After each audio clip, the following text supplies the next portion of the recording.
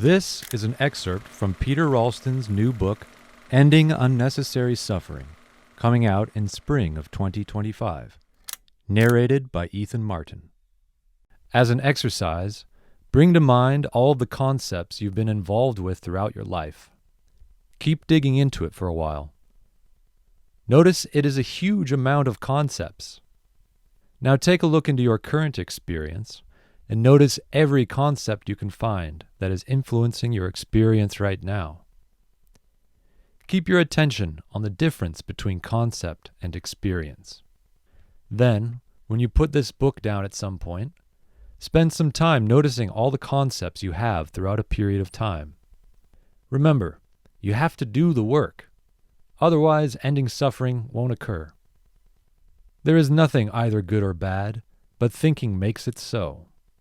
William Shakespeare. The beliefs upon which self and culture stand are not easily recognized, nor are they easily discarded once we identify them. Remember that both culture and self are created in much the same way. They're the products of many foundation assumptions. These assumptions, accepting particular ideas to such a degree that they become taken for granted realities, give structure to our lives. They are the backdrops for our sense of self and reality, and they offer what seems like solid ground in a world of uncertainty. We may benefit from this structure, but we need to recognize that our assumptions are also responsible for most of the limitations and suffering that we experience. What generally goes unnoticed is that they are not facts, but merely beliefs and conceptual inventions. And, since they are conceptual in nature, they are not necessary in and of themselves.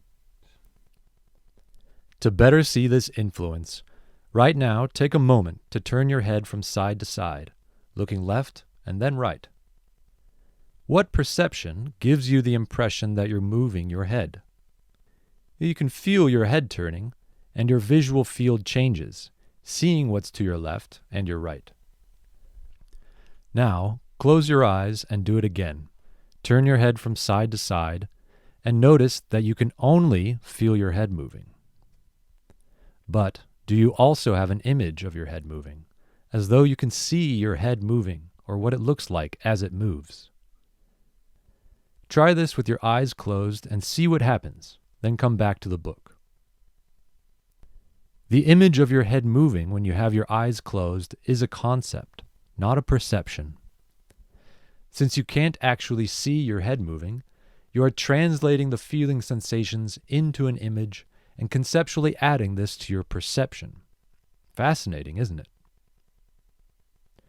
We mix such images and other conceptual contributions with our perceptive experience all the time, but we don't notice that they are not perceptions.